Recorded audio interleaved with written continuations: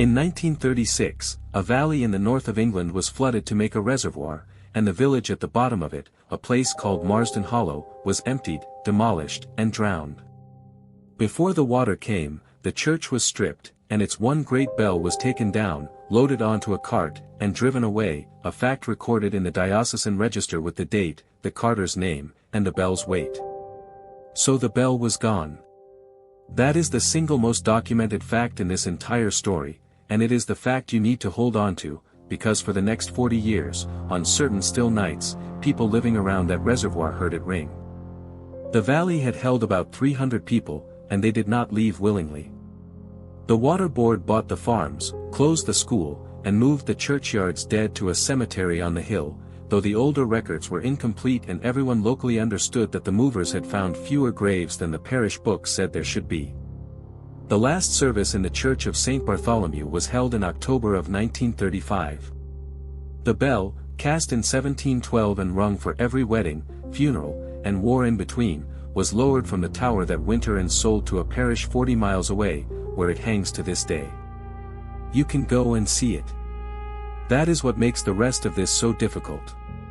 The valley flooded slowly through 1936 and 1937, and the church tower, which the demolition crews had left standing as a sighting mark for the engineers, disappeared under the rising water a few feet at a time, until only dark water remained where 300 people had lived. And almost immediately, the stories began. A water bailiff doing his rounds on a calm night in 1938 reported a bell tolling out on the reservoir, slow and even, 6 strokes. He reported it because he was paid to report unusual things, and he wrote it in his log, and his supervisor noted alongside it that no vessel was on the water and no church within earshot rang at that hour. It would be easy to dismiss one bailiff. But the reports kept coming, and they came from the kind of people who do not enjoy making them. A police constable in 1947. 2 anglers, separately, in 1953, who did not know each other and described the same thing, a bell, muffled, as if heard through a closed door, coming not from any shore but from the middle of the water.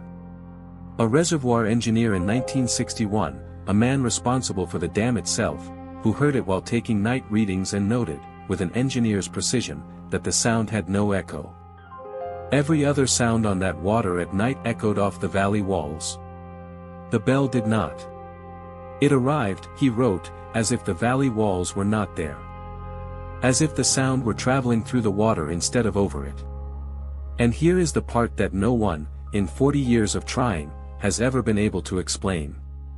In 1976, Britain suffered the driest summer in 2 centuries, and the reservoir fell further than it had ever fallen. Week by week, Marsden Hollow came back. The lanes emerged, the field walls, the doorsteps of the drowned houses, and finally the church tower itself, black with 40 years of silt, standing in a plain of cracked mud. People came from all over to walk the streets of the dead village. And some of them climbed to the tower, and looked up into the bell chamber, which had been empty since the winter of 1935, which had been underwater and sealed from every living hand for 4 decades. The bell chamber was not empty. Hanging from the original oak headstock, on a wheel that should have rotted to nothing, was a bell. The water board's own inspection team confirmed it before anyone official could decide what to say. It was photographed twice. And within a day, the diocesan record was produced to prove what everyone already knew, that the bell of St. Bartholomew's had been removed in 1935, sold, rehung, and rung 40 miles away every Sunday since. Both things were true. The bell was in its new tower, verifiably, that same week. And a bell was hanging in the drowned one. The inspection team went back 3 days later with equipment to bring it down, partly for salvage and partly, one suspects, because nobody wanted to refill the reservoir over it. The chamber was empty. No bell, no headstock, no marks in the silt on the chamber floor, which lay smooth and undisturbed except for their own boot prints from the first visit. The 2 photographs still exist in the Water Authority's file, and they show what they show, a bell, in a tower, under a sky, in the summer of 1976. The file's closing note is 1 sentence long and was written by a regional engineer who retired soon after. It reads, no explanation is offered because none is available. There are theories, of course.